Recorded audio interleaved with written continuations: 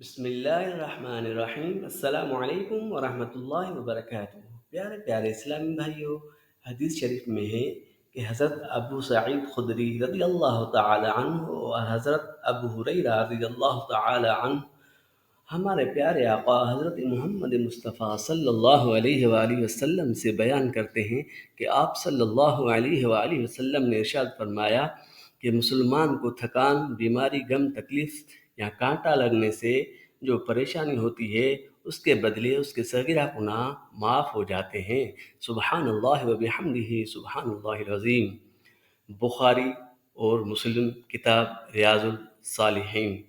Islamic day today 29 اکتوبر 2024 کو چاند کی تاریخ ہے 25 ربیع الثانی سن 1446 ہجری۔